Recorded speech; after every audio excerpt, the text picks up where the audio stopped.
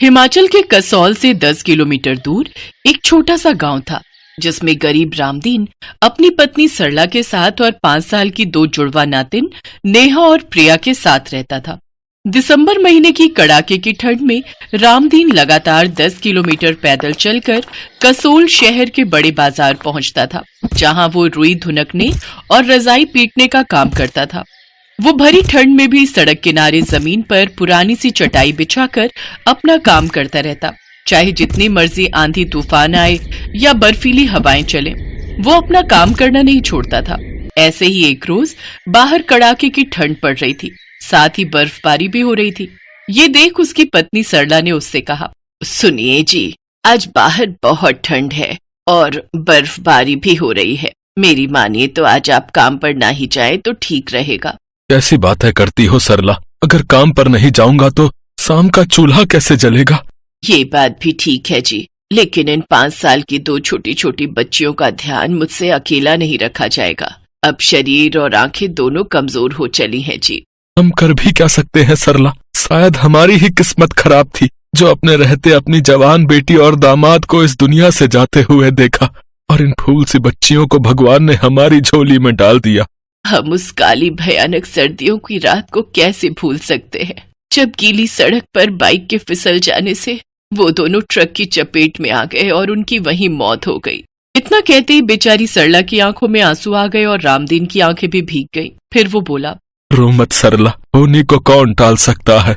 कुछ देर बाद बर्फबारी बंद हो गई। फिर रामदीन प्रिया और नेहा को अपने साथ काम पर ही ले गया। रामदीन वहाँ रजाई और धुनकने वाली लकड़ी लिए बैठा था। उसके पास बस यही जमा पूंजी थी। कुछ देर तक वो दोनों बहनें वहाँ खेलती रहीं, फिर वहीं पर सो गईं।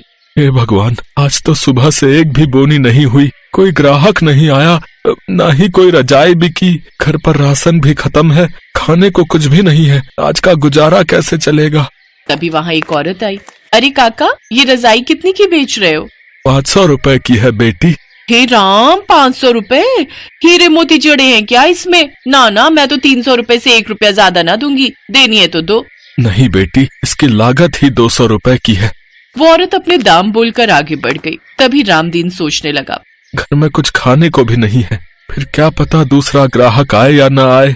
अरे रुको बेटी रुको, लाओ 300 ही दे दो, बोनी ही करा दो। वो औरत 300 रुपए देकर रजाई लेकर चली गई।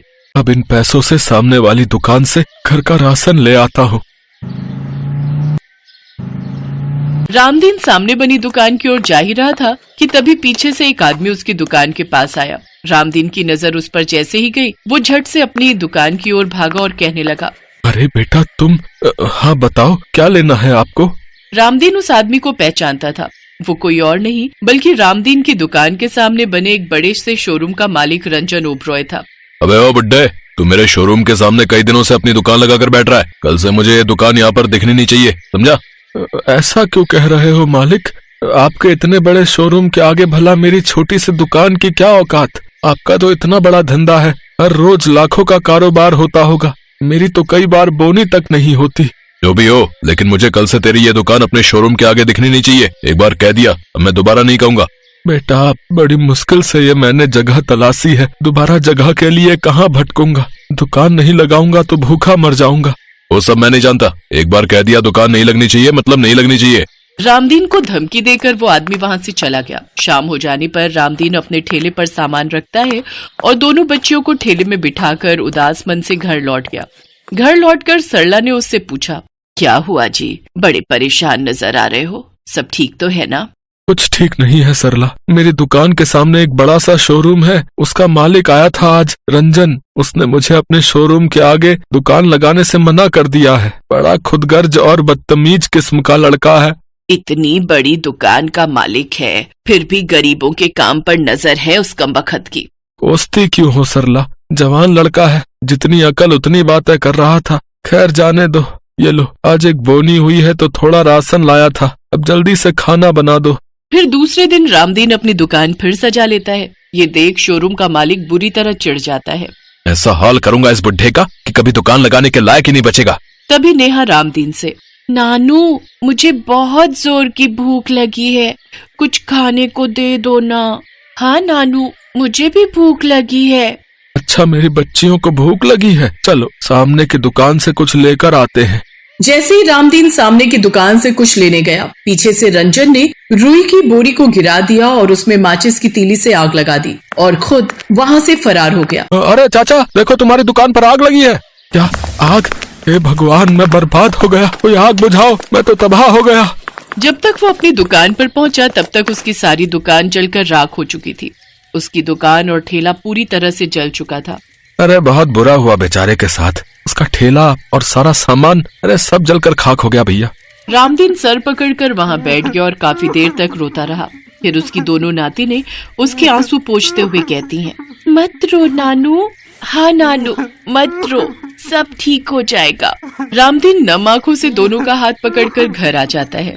उधर दुकान में आग लगाते हुए रंजन को उसके पड़ोस में बने दूसरे शोरूम के मालिक अभय ने देख लिया था। उसने रंजन से कहा, रंजन तुमने जो किया वो ठीक नहीं किया, एक गरीब का रोजगार उजाड़ कर पाप किया तुमने। अरे छोड़ो है? अरे मैंने कल ही उसे मना किया था अपने शोरूम के आगे दुकान लगाने के लिए, लेकिन उसने मेरी सुनी नहीं, फिर मुझे गुस्सा आ गया इसीलिए मैंने आग लगा दी। वहीं दूसरी तरफ सरला ने रामदीन को जल्दी घर लौटता देख कहा, क्या बात है जी, आज आप बड़ी जल्दी आ गए।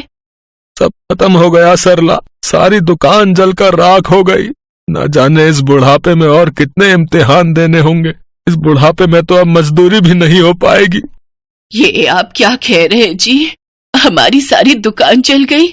ऐसे दिन देखने से तो अच्छा होता भगवान हमें एक साथ ही उठा ले। तभी अभय वहां आता है। आप कौन हो बेटा? माफ करना लेकिन इन बूढ़ी आंखों ने तुम्हें पहचाना नहीं। मेरा नाम अभय खन्ना है, रामदीन जी की दुकान के सामने ही मेरा शोरूम है। आज मैंने आपकी दुकान जलती हुई देखी, मुझे बड़ा अफसोस हुआ ये सब देखकर। अब इसमें किसी की क्या गलती बेटा? काका मैंने आपके हाथों की कारीगरी और आपकी मेहनत और लगन देखी है, इसलिए मैं चाहता हूँ कि आप मेरी दुकान में काम करें। मैं आपको 500 रुपए प्रतिदिन दूंगा।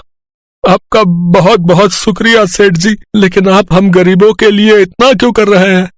काका आपकी ही तरह मेरे माता पिता भी सड़क किनारे काम किया करते थे, तब मैं छोटा था और उनके साथ रहता था, इसलिए आपको देखकर मुझे उनकी याद आ गई। और आपकी दुकान में आग रंजन ओबरॉय ने लगाई है, जिसकी सजा मैं उसे गिरफ्तार करवा कर दे चुका हूँ। तुम्हारा बहुत बहुत धन्यवाद बेटा, ऊपर वाले ने तुम्हें हमारा मसीहा बनाकर भेजा है। उस दिन के बाद से उनकी सारी परेशानियां खत्म हो गई और अब वो सब खुशी खुशी रहने लगे।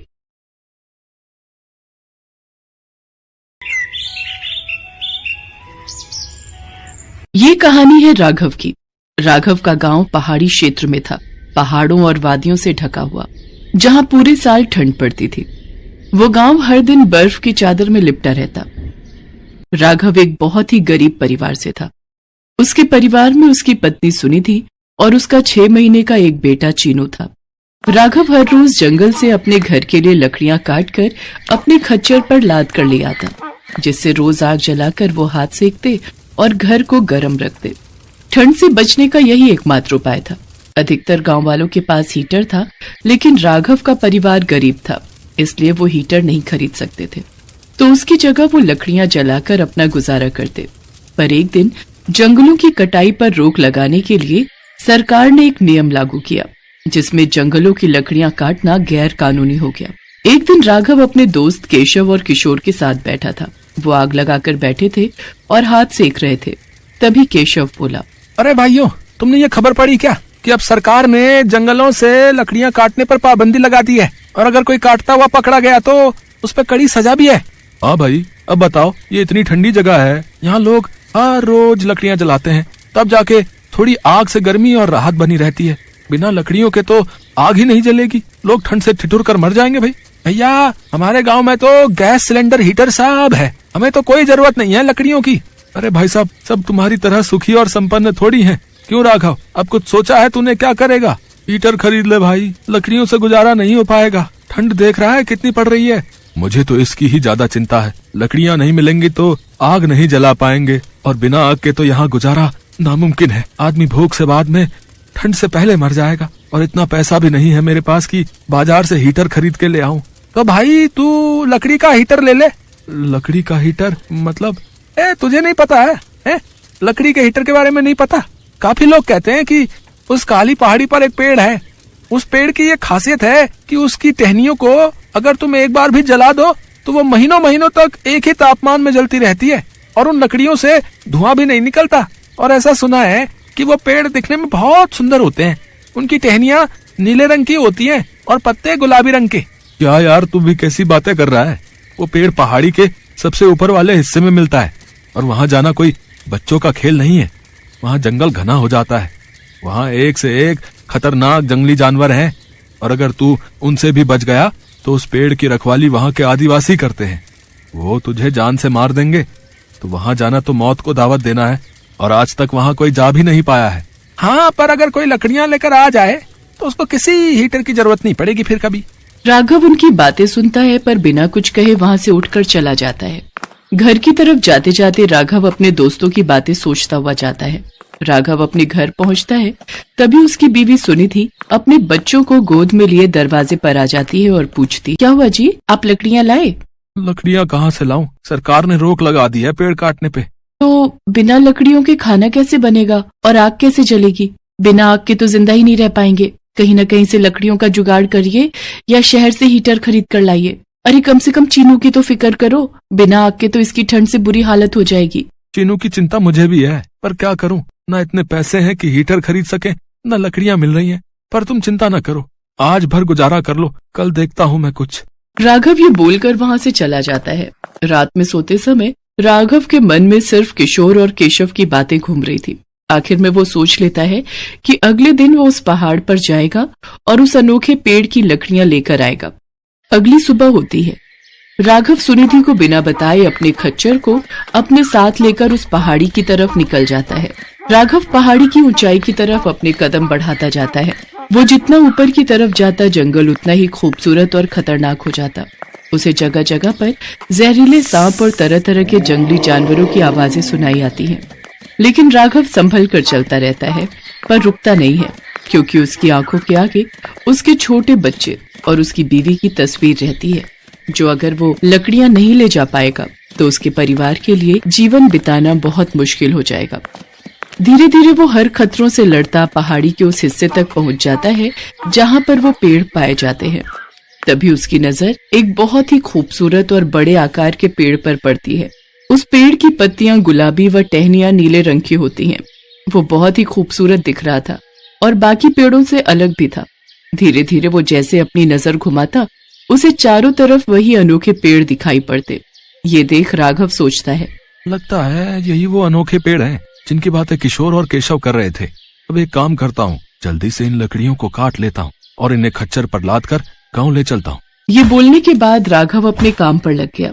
वो फटाफट लकड़ियां काटने लगा।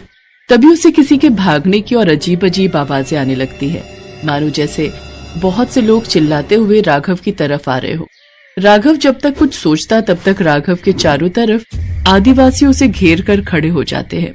उन सबके हाथों में नुकीले औजार होते हैं। राघव उन्हें देखकर डर जाता है, मानो उसने अपनी मृत्यु देख ली हो। आदिवासियों ने राघव के हाथ में कुल्हाड़ी देखी। वे लोग राघव को उठाकर ले जाने लगते हैं। अरे छोड़ो, अरे कौन हो तुम? मुझे जाने दो, मुझे छोड़ दो रे। आदिवासी राघव को उठाकर अपने साथ कबीले में ले जाते हैं। राघव उनके कबीले को देखता है। सब मिलकर राघव को ले जाकर अपने सरदार के पास खड़ा कर देते हैं। सरदार, ये इंसान हमारे अग्नि वृक्ष को काट रहा था। हम इसे पकड़ कर आपके पास लाए हैं। बताइए क्या किया जाए इसका? तुम लोगों की हिम्मत कैसे हुई यहाँ तक आने की, और यहाँ आकर तुम हमारे अग्नि वृक्ष को काट रहे थे ताकि नीचे जाकर तुम लोग उसे बेचकर उसका कारोबार कर सको? नहीं, रुक जाए, मेरी बात तो सुने। जिसके बाद राघव अपनी सारी परेशानियां सरदार को बताता है। सरदार उसकी सारी बातें सुनता है।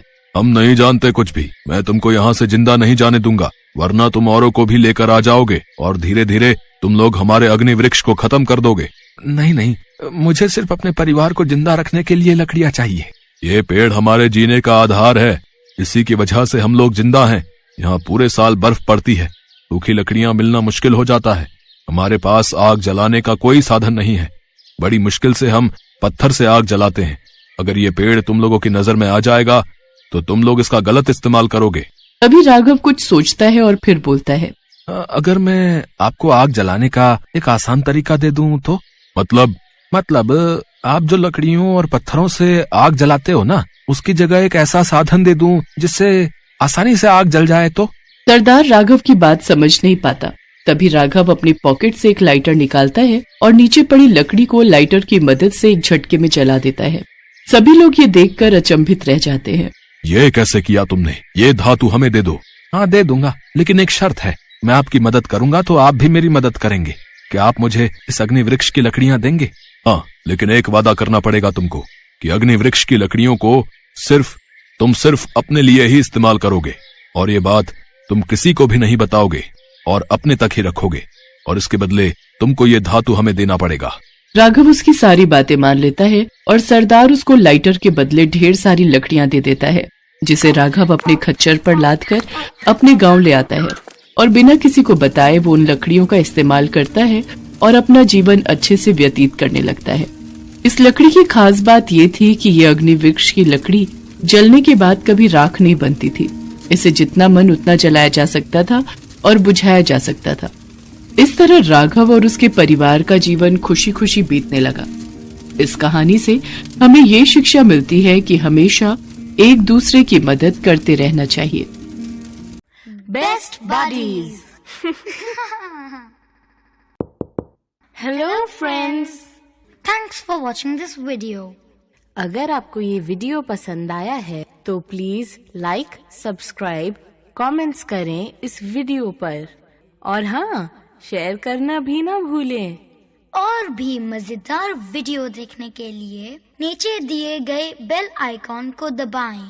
देखते रहिए बेस्ट बडीज।